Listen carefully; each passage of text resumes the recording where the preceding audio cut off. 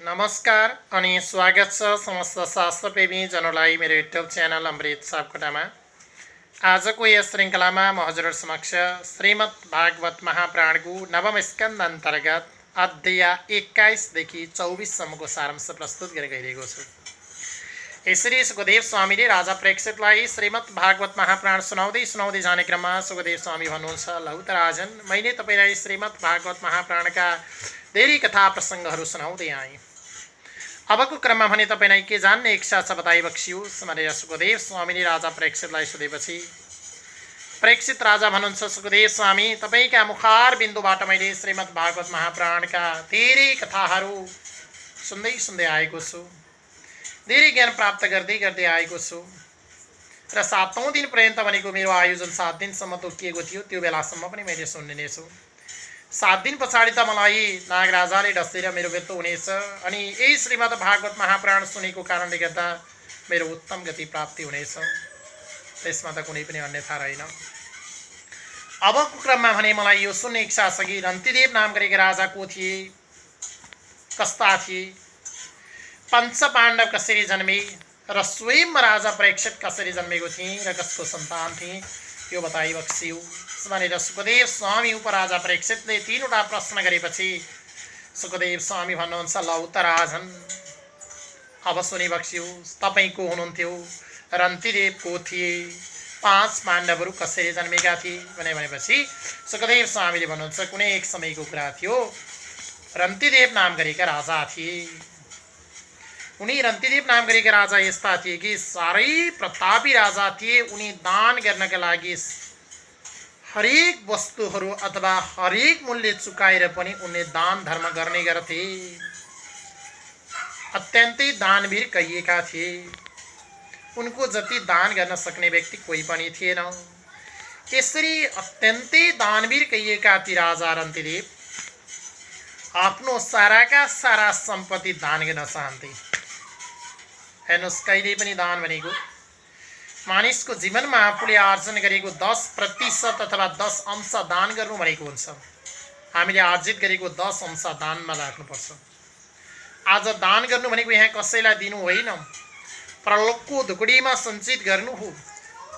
जसरी हामीले ब्याङ्कमा जम्मा गरेको पैसालाई चेक काटेर गएर ज्याप निकालेर आजको आज भोलिको भोलि प्रयोग गर्न पाउँछौँ, त्यसरी नै हामीले दान गर्छौँ भने परलोकको ढुकुडीमा गएर त्यो सञ्चित हुन्छ र भोलि मृत्यु पश्चात वहाँ गएर त्यसरी नै चेक काट्दै निकाल्दै प्रयोग गर्न पाइन्छ। त्यसकारण परलोकको ढुकुडीमा जम्मा गरेको कसैलाई दिएको होइन। यहाँ कसैले कसैलाई नभन्नु मैले उसलाई दिएँ, यसो दिएँ, उसो दिएँ भनेर, त्यो आफ्नै लागि परलोकको ढुकुडीमा राखेको हो दान भनेको। र यसरी दान गर्ने क्रममा जहिले पनि गोप्य दान गर्नु। कहिल्यै पनि मैले यति दान दिएँ उति दान दिएँ भनेर नहिँड्नु। सुनिन्छ नि यहाँ कहिलेकाहीँ, मैले त फलानु स्कुललाई अथवा फलानु पार्टीलाई, फलानु आश्रमलाई, फलानु व्यक्तिलाई यति दान दिएँ उति दान दिएँ भनेर कराउँदै हिँडेको, भुक्दै हिँडेको। यो कराउँदै भुक्दै जो हिँड्छ त्यस्ता व्यक्तिले गरेको दान निष्फल छ। अनि यति दान दिए उति दान दिए भनेर प्रमाणपत्र लिनु, बाजा गाजाका साथ आफू नाच्दै फुलमाला लगाएर हिँड्नु पनि बेकार छ। त्यो प्रलोभको ढुकुडीमा जम्मा हुँदैन। दान भनेको जहिले पनि गोप्य हुनुपर्छ। अर्कोलाई भन्नु हुँदैन, यति दिएँ उति दिएँ, यसो गरे उसो गरे भन्नु हुँदैन। यदि कुनै पनि व्यक्तिले कसैलाई भन्दै हिँडेर 1 लाख कहीँ दान गर्छ भने र एउटा अर्को कुनै पनि व्यक्तिले नभनिकन श्रद्धाका साथ 1 रुपियाँ भए पनि गोप्य दान गर्छ भने त्यो 1 रुपियाँको दाम ठुलो हुन्छ, त्यही प्रलोभको ढुकुडीमा सञ्चित हुन्छ। तर त्यो 1 लाख दान गर्नेवाला निष्फल भएर जान्छ। त्यसकारण दान गोप्य होस्, कसैलाई नभन्नु। हेर्नुहोस् त, यज्ञादि कर्म गरिसकेपछि तपाईँहरूले पनि ब्राह्मणलाई दान गर्ने क्रममा एउटा खाममा राखेर यसो 2-4 पैसा चन्दन अक्षता पुष्पले पूजा गरेर अनि टीका लगाएर, लौ त गुरुदेव हाम्रो उपाय यति नै हो, खुसी भइदिनु होला भन्ने दिनुहुन्छ। ब्राह्मण वर्गहरू नि ठिक छ तपाईँको कृपा जे छ त्यो हामी यसैमा खुसी छौँ, तपाईँ सन्तुष्ट रहिदिनु होला भने यसो गोजीमा हाल्नुहुन्छ, जानुहुन्छ। त्यो गोप्य दान हो। त्यो श्रद्धाले 1 रुपियाँ दिन्छ भने नि सबैभन्दा ठुलो दान हो। त्यहाँ श्रद्धा छैन भने लाखौँ रुपियाँ दिएर पनि हुनेवाला केही पनि छैन। परलोकको ढुकुडीमा गएर त्यो सञ्चित हुनेवाला छैन। परलोकको ढुकुडीमा त्यस्तो दान मात्रै सञ्चित हुन्छ जुन श्रद्धाले गरेको छ र गोप्य तरिकाले गरेको छ। त्यसकारण दान भनेको गोप्य हुनुपर्छ। जहिले पनि सज्जनवृन्दहरू, भक्तजनहरू यथा पाउनु, यसरी दान गोप्य हुनुपर्छ। तर रन्तिदेव पनि त्यस्तै राजा थिए। उनले साराका सारा सम्पत्ति 10% मात्रै होइन साराका सारा सम्पत्ति दान गर्न चाहन्थे। रन्तीदेव त्यस्ता राजा थिए। उनले आफूसँग भएको जग्गा जमिन साराका सारा दान गरिदिए। आफूसँग भएको सुन चाँदी हिरा हार मोती जति पनि गरगहना थिए तिनीहरू दान गरिदिए। आफूसँग भएका ठुला सवारी साधनहरू जति पनि बिल्डिङहरू दरबारहरू जति थिए त्यो पनि दान गरिदिए। त्यति मात्र नभएर आफूसँग भएका बचे कुचेका अन्य कपडाहरू जति पनि आफू बस्ने जुन गद्दी थियो, जुन राजा बस्ने गद्दी जुन थियो, उनको जुन श्रीपेश थियो, यस्ता महँगा महँगा वस्तुहरू साराका सारा दान गरिदिए। केही पनि रहेन। उनले आफ्नो दरबारमा रहेको अन्न पानीलाई पनि दान गरिदिए। अब सबै दान गरिसकेपछि उनीसँग केवल आफ्नो शरीर र एक जोडा कपडा अनि आफ्नो परिवारले लगाएको एक जोडा कपडा मात्रै बाँकी रह्यो। सबै दान गरिदिए। अन्न पानी पनि दान गरिदिए। अब अन्न पानी पनि दान गरेर साराका सारा दान गरिसकेपछि दान गरेको वस्तु त प्रयोग गर्नु हुँदैन कहिल्यै पनि, झुक्किएर पनि हामीले। अब उनलाई खानेकुरा पनि केही भएन। र यसरी हामीले पनि कसैलाई केही दान दिएका छौँ भने त्यो दान दिएको वस्तु झुक्किएर पनि पुनः प्रयोग गर्नु हुँदैन। कहिलेकाहीँ हामीले दान गर्ने क्रममा गर्छौँ, कहिलेकाहीँ बिस्तारा दान गर्छौँ, अथवा गाई दान गरेका हुन्छौँ, कपडा दान गरेका हुन्छौँ, खाट दान गरेका हुन्छौँ, अन्य कुनै वस्त्रहरू दान गरेका हुन्छौँ र कुनै ब्राह्मण वर्गले अथवा बहिनी दिदी अथवा ज्वाइँ चेला भान्जा भान्जी कसैलाई दान गरेर दिन्छौँ, लिएर जानुहुन्छ, घरमा लगेर प्रयोग गर्नुहुन्छ। अनि हामी कहिलेकाहीँ त्यसरी ब्राह्मणलाई दान दिएका रहेछौँ भने पुनः काम विशेषले ब्राह्मणको घरमा जाँदा तिनी बिस्ताराहरू चाहिएको रहेछ अथवा त्यही खाट प्रयोग गरिएको रहेछ, तिनै कपडाहरूमा बस्न लगाइयो भने अथवा त्यही वस्तुहरू हामीलाई खान दियो भने त्यो कदापि नखानु। किनभने एकचोटि दान दिइसकेपछि झुक्किएर भए पनि त्यसको भोग गर्नु हुँदैन। भनिन्छ नि यहाँ झुक्किएर हो यसो भयो उसो भयो, यो त संसार भुलाउने मात्रै बाटो हो। दान दिएको वस्तु कहिले पनि झुक्किएर पनि प्रयोग गर्नु हुँदैन। हेर्नुहोस् त, आगोले जानेर छोई पनि बोल्छ, नजानेर छोई पनि बोल्छ। नजानेको हो यो झुक्किएको भने केही गरी छोड्छ? कदापि छोड्दैन। आगोले पोली सार्छ। त्यसरी नै कुनै पनि दान दिएको वस्तुलाई झुक्किएर भए पनि जानेर भए पनि नजानेर भए पनि प्रयोग गर्नु हुँदैन। कहिले पनि प्रयोग गर्नु हुँदैन। देशी दिइहाल्यो, सकिहाल्यो, आफूबाट गइसक्यो, त्यो प्रलोभको धुकडीमा गएर सञ्चित भएको हुन्छ। हामी परमधाम बाहिर गइसकेपछि उही गएर काट्ने हो चिक अनि लिने हो, आनन्द प्रयोग गर्ने हो। हेर्नुहोस्, यहाँको भनेको क्षणिक समयका लागि हो। मानिसको परमायु 100 वर्षको हुन्छ, त्यही 100 वर्ष प्रयोग गरिएला, तर उहाँ सदाका लागि हो। त्यस कारण उतैका लागि धुकुडी सञ्चित गर्नु, यहाँ केही पनि नराख्नु। त्यही सम्झेर रन्तीदेवले साराका सारा अन्न पानी पनि दान गरे। अन्न पानी पनि दान गरिसकेपछि राजालाई खानेकुरा केही पनि भएन। दान भएको वस्तु त खानै भएन, उल्टो फल्लाइ अथवा उल्टो परिहाल्छ। यस पछाडि केही पनि खानेकुरा नभइसकेपछि उनी परिवारसँगै 48 दिनसम्म पानी नखाइकन भोकेर, हेर्नुहोस्, भगवानको कृपा उनीमाथि थियो। 48 दिनसम्म रहे। तपाईँ हामी यहाँ भोक लागिसकेपछि 48 मिनट भएन भने हएर आछु, ओहो पेट दसुक्यो, गइसक्यो, आज त मलाई घुमायो, खाना पाएको छैन, कता ढल्ने हो कि काम गर्न सकेको छैन कि यहीँ पुग्नु न पल्टु जस्तो भएको छ, अनेक थरी कुरा गर्छ। हेर्नुहोस्, 48 मिनट भएन भने त्यस्तै 2-4 घन्टा बितेको हो, 48 घन्टा बित्यो भने त ओहो हामी त मरेर चावडा सलेन पनि चलाइसक्नुपर्छ। अहिलेको कलियुगका तपाईँ हाम्रो मानिसको स्वभाव त्यस्तो छ। तर रन्तीदेव त्यस्ता थिए, उनको भगवानको कृपा उनीमाथि थियो। उनले साराका सारा दान गरेको हुनाले अन्न र पानी पनि खान पाएनन्। 48 दिनसम्म उनी भोकै रहे, परिवारसहित भोकै रहे। यसरी भगवानको कृपा उनीमाथि थियो। 49औं दिनका दिन उनलाई खानाका नाममा केही मात्रामा घिउ, पानी, त्यस्तै खिर र हलुवा प्राप्त भयो। भगवान कृपा उहाँमाथि जाग्यो। त्यसपछि 48औं दिनका दिन त्यो खिर, पानी, हलुवा, घिउ प्राप्त भइसकेपछि रन्तीदेवले त्यसलाई राम्रो बनाएर पकाएर आफ्ना परिवारका साथसँगै खानका लागि त्योभन्दा अगाडि एउटा पत्तामा चढाइदिनु भयो, अग्निमा चढाइदिनु भयो, गोमातालाई चढाइदिनु भयो, अनि एउटा अघि दुनामा अथवा सानो टप्परीमा लगाएर बाहिर सरासुरुङ्गीलाई राखिदिनु भयो। सारालाई सुम्पेर उहाँले भोजन ग्रहण गर्नका लागि आफ्नो परिवारसँग बस्नुभएको थियो। 49औं दिनको दिन साराका सारा सम्पत्ति दान गरेर सकेर आफू तृप्ति भएर यसरी 49औं दिनका दिन त्यो भोजन गरौँ भनेर बसेको बेलामा टुक्लुक्क एकजना ब्राह्मण आउनुहुन्छ र भन्नुहुन्छ, ओहो राजन, धन्य राजन, म त धेरै दिनदेखिको भोको छु, कहीँ पनि खान पाइनँ, साराका सारा भिक्षा माग्दै हिँडेँ, मलाई कसैले पनि केही दिएन, ब्राह्मणको छोरो भएर पनि मैले केही पाएको छैन, अनि तपाईँको दरबारमा आइसकेपछि भोकै त फर्किनु पर्दैन, खाली पेट लिएर जानु पर्दैन भनेर तपाईँ सामु आएको छु, म उपर दया गरी बक्सियोस्, प्रभु पहिला मलाई खान पाइयोस्। हेर्नुहोस् त, ब्राह्मण गएर टुक्लुक्क त्यही भन्छन्, राजाले रन्तीदेवले खाना मात्रै राखेका थिए, अगाडि राखेका मात्रै थिए, केही गरेका थिएनन्। ब्राह्मण जान्छन् अनि भन्न थाल्छन्, त्यस्तो हो भन्छन्, हेर्नुहोस् धेरै दिनदेखिको भोको छु, तपाईँको दरबारमा आइसके पछाडि खाली पेट फर्किनु पर्दैन भनेर मागेको, मलाई खुवाइयोस्, मलाई दया गरी बक्सियोस्, म उपर मेरो ज्यान गइसक्यो, अब म यहीँ पल्टिन सक्छु, खुवाउनुहोस् भन्नु। अहो राजालाई तर रन्तीदेव अत्यन्तै दानवीर थिए, अत्यन्तै दानी थिए। उनले म पनि 48 दिनसम्मको भोको छु भनेनन्। ब्राह्मण गइसकेपछि ओहो धन्य धन्य, मेरा साराका सारा पितृहरू तृप्त रहे, मेरा देवताहरू तृप्त रहे, म पनि कृतकृत भएँ। ब्राह्मण तपाईँ जस्तो व्यक्ति आइदिनु, तपाईँको जस्तो पाउली मेरो दरबारमा मेरो बचेको भूमिमा टेक्दिनु, साराका सारा देवता र पितृ खुसी हुनु हो। म पनि धन्य रहेछु, भजन गरी बक्सियोस् भनेर 48 दिनसम्म नखाएर खानका लागि रेडी गरेको त्यो भोजनलाई, तयारी गरेको भोजनलाई पनि ब्राह्मणलाई खुवाई रन्तीदेवले। यसरी ब्राह्मणलाई खुवाइसकेपछि ब्राह्मणलाई साह्रै तृप्ति बनाए, खुसी बनाए, टन्न पेटभरि खुवाई र ब्राह्मणलाई बिदा गरिदिए। लौ त ब्राह्मणदेव, अब तपाईँ आफ्नो घर जानुहोस् भनेर पठाइसके पछाडि रन्तीदेवको भागमा त अब केही त बचेको थियो एउटा ब्राह्मणले खाइसकेपछि। अनि म यसलाई पनि भोजन गर्छु भनेर उहाँले लाग्नु मात्रै भएको थियो। त्यही ब्राह्मण गइसके पछाडि त्यही क्रममा एउटा शूद्र पाहुना भएर टुक्लुक्क त्यहाँ आइपुगे। खाना मात्रै लाउनु भएको थियो।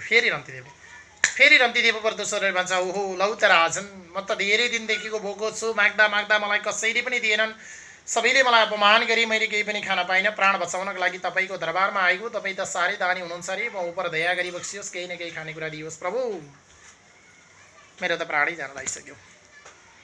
फेरि गएर भन्छ शूद्रले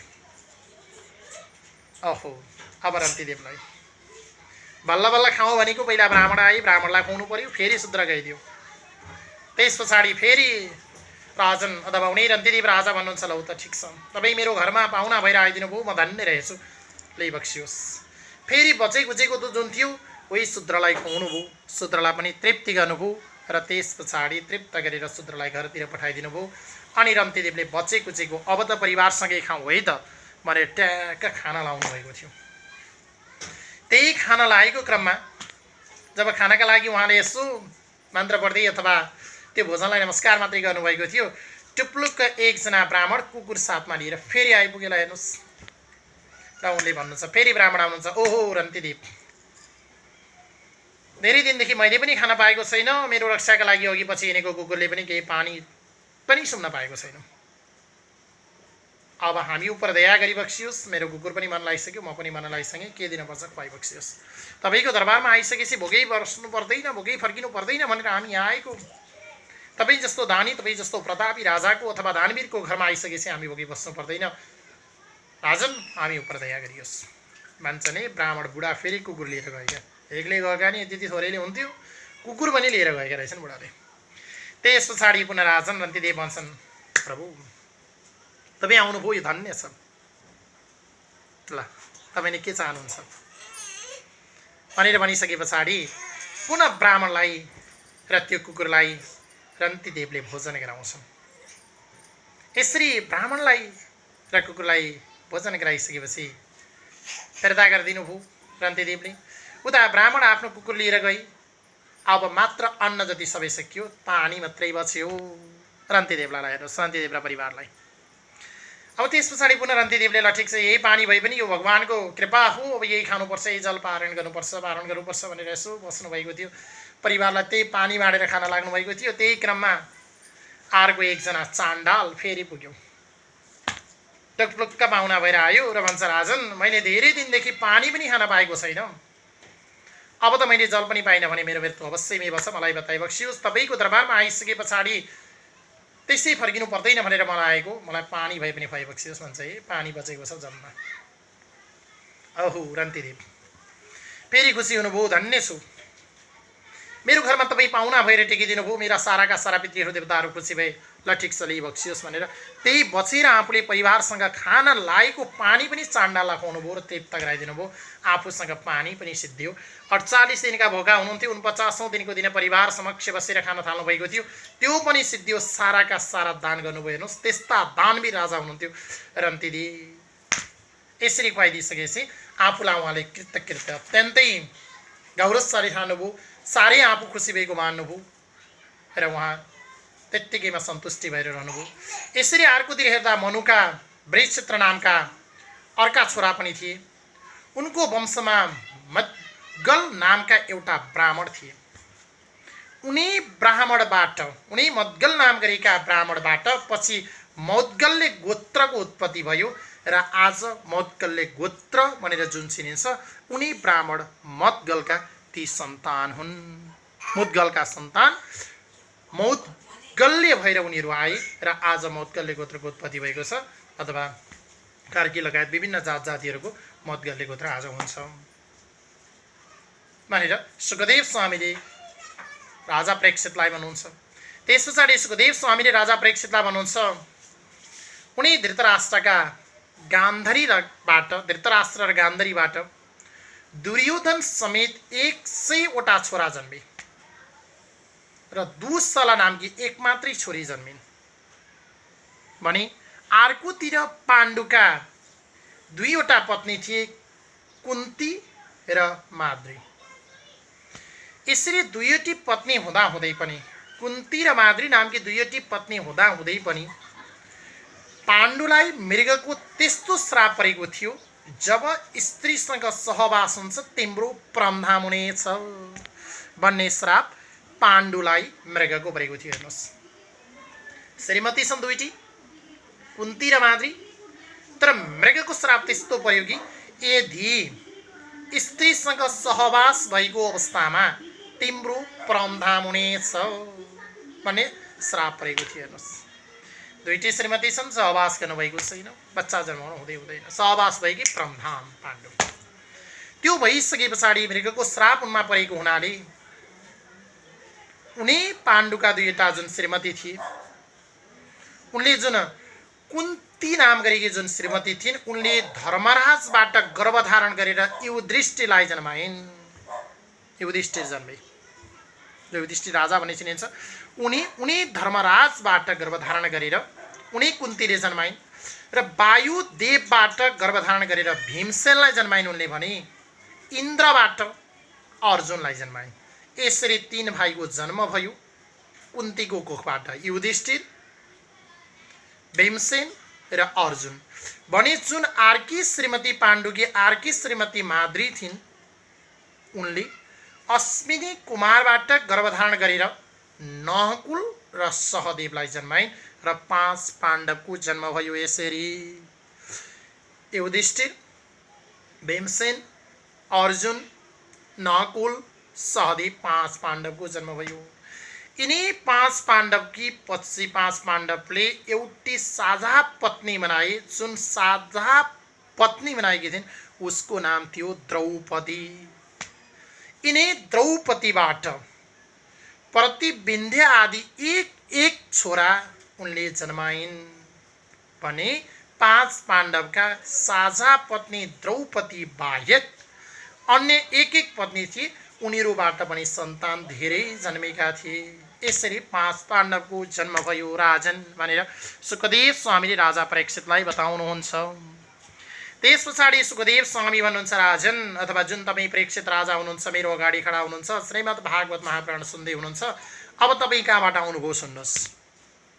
उही समयमा अर्जुनले श्रीकृष्णकी बहिनी सुभद्रासँग विवाह गर्नुभयो।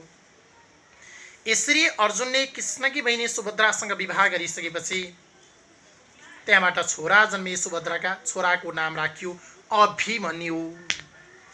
तिनी अभिमन्युका छोरा तपाईँ परीक्षित हुनुहुन्छ, तपाईँका पिताको नाम अभिमन्यु हो। बुझ्नुभयो त राजन भने सुखदेव स्वामीले भनेपछि राजा परीक्षित भन्नुहुन्छ, बुझेँ, ठिक छ, खुसी छु। त्यस पछाडि सुखदेव स्वामी भन्नुहुन्छ, शबानारको वंशमा बलिको जन्म भएको थियो। तिनी बलिकी पत्नीबाट दृगतमा मुनिले अङ्गलाई जन्माएकी थिइन् भन्दै सुखदेव स्वामी राजा परीक्षितलाई भन्नुहुन्छ।